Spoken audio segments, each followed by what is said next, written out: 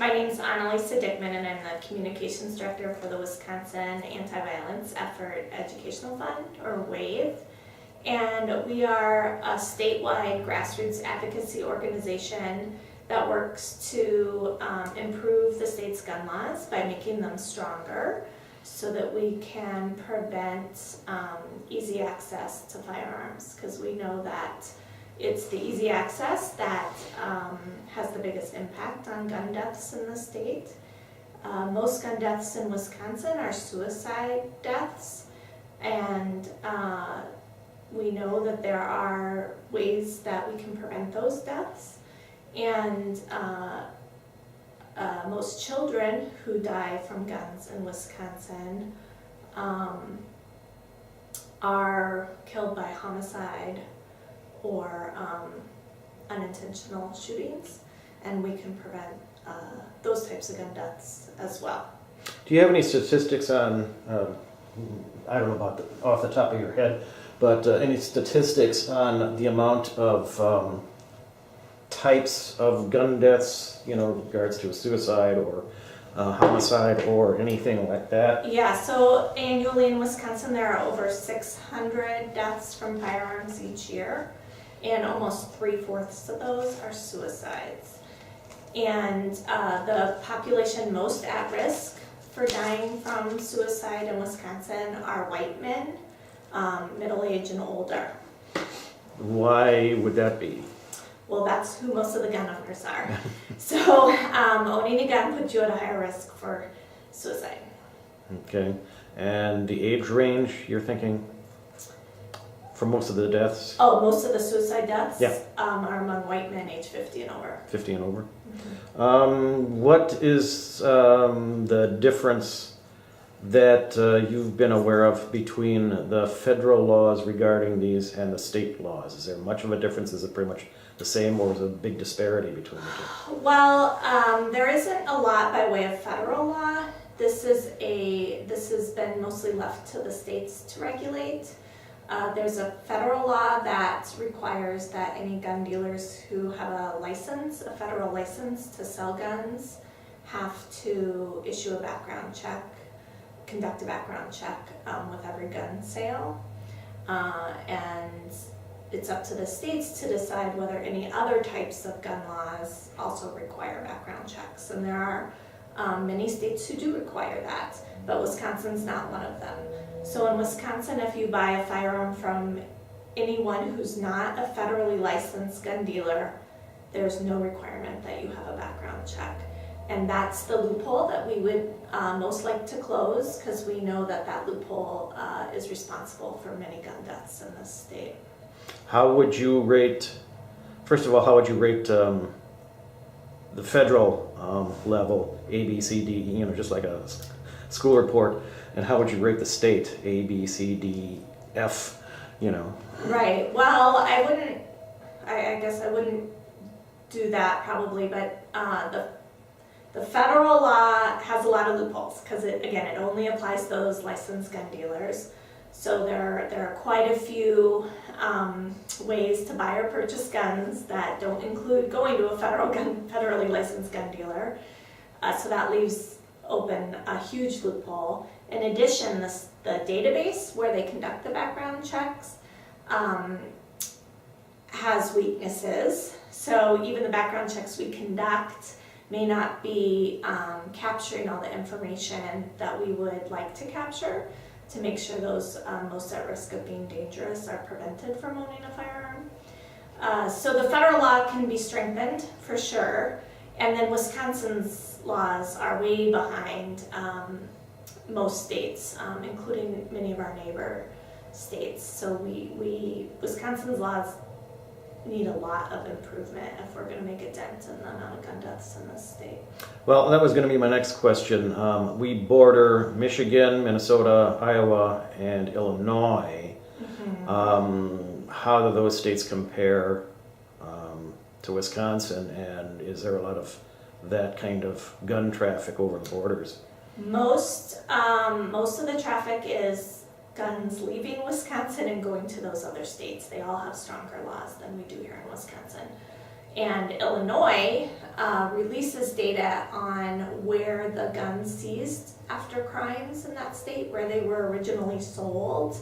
And most of those guns in Illinois came from out of state. So most crime guns in Illinois came from out of state. Most from Indiana, and then the rest from Wisconsin. So our weak laws here in Wisconsin are resulting in crimes in Illinois.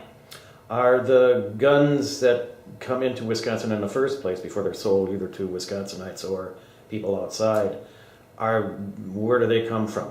I mean, gun manufacturers obviously, but where do they come from? Where's the main sort of bloodline come from? Well, most guns are sold legally initially. Yeah. So Cabela, the big gun dealers, big brick and mortar stores are where most guns are sold. Do you have a lot of small private? There are thousands of small gun dealers in Wisconsin, thousands and thousands. But most of them are not buying their guns directly from manufacturers. Oh, I see. So, they can, obviously they can, but there's, they're small, so they're not making big purchases. Probably. This isn't numbers that I've looked at closely. Have you been, has W.A.V.E been working or dealing with either the sporting goods stores like Cabela's that may sell things, the middleman in other words, or have you been working more with the gun manufacturers themselves as far as That's not what we do. We work on policy. You work on... So we advocate at the local and state level for stronger policies to prevent access to guns. Do you know of folks that petition or in any way influence the gun manufacturers or the retailers or anything like that? That hasn't been tried in decades. There isn't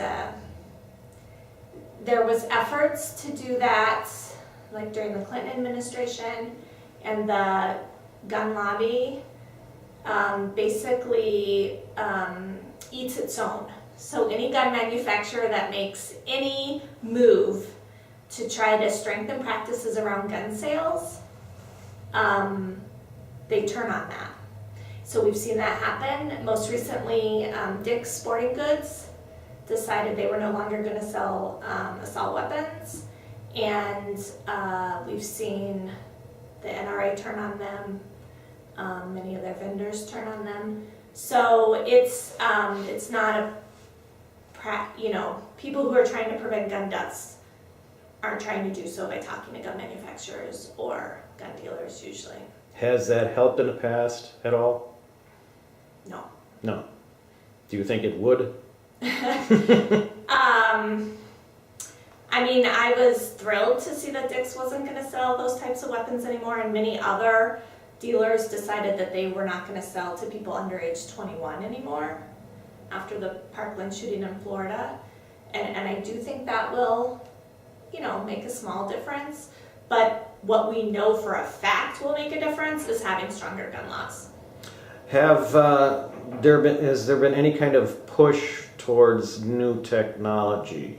Because I know you can put your thumbprint on your cell phone and you can open up a bank account that way, things like that. You could probably do something like that on a gun so that only the owner of a gun is the only one who can shoot it. Right. Stuff like that. And I know somebody's been developing stuff like that. That has not, the manufacturers are not willing to put those kind of guns to market. Definitely those guns have been developed and they are not in the marketplace because the manufacturers will not put them in the marketplace. In addition, we have millions of guns already in people's homes all across this country. So a new gun to market is only going to add to the number of guns out there, and more guns equals more deaths. Mm-hmm. So we're not pushing for any sort of new product to be brought to market. We already have too many guns out there. Well, the thing is, the technology can be retrofitted. That's what I'm saying.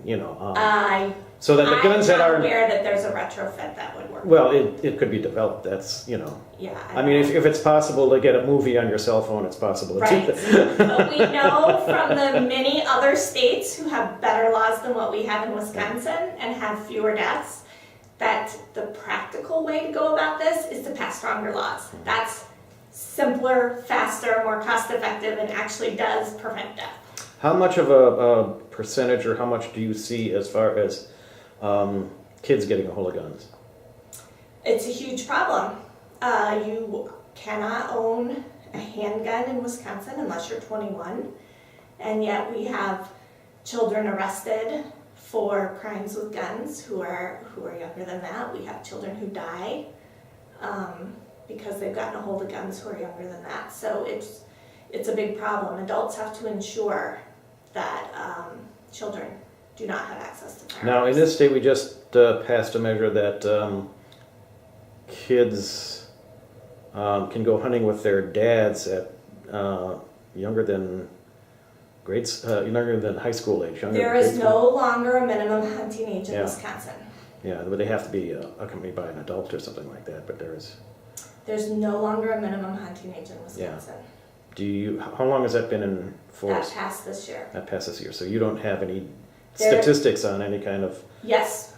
The hunting licenses that were issued this year included 10 infants under the age of 1. Okay. So any guesses as to how much that might influence things for better or worse? Or I don't think it's, for the most part, we're not worried about hunters. Yeah. So I think it sends a wrong message to children and to their parents to say very, very young children have the developmental ability to understand the risks that are associated with handling a firearm. That's clearly not the case. Children that young, we don't give them chainsaws, we don't give them the keys to our car. I mean, there are many dangerous things that we do not allow young children to get their hands on, and I don't think guns should be any different than that. And so we are sending a misleading message to parents by eliminating that hunting age, but for the most part, we're not worried about hunting regulations impacting violent crime. Of course, having guns in the home of any type increases your risk of someone in the home being injured by a firearm or death. I got 2 follow-up questions on there. One is the difference between urban and rural. Most gun problems seem to be urban problems, and most rural situations seem to be just the hunters. Is that just a myth? No, or that's a myth. That's a myth. So like I said before, most gun deaths in Wisconsin are suicides. Those occur in every single community. But your risk of suicide increases if you own firearms. And most firearms are owned by older white males. And so this notion that gun violence is only an urban problem is really not true. A big component of gun violence in Wisconsin is actually domestic violence, and that occurs in every community as well. Now, violent crimes differ around the state by community, but when we say we want to prevent gun deaths, if we can prevent suicide deaths in rural areas, we will make a big dent in the total number of deaths in the state.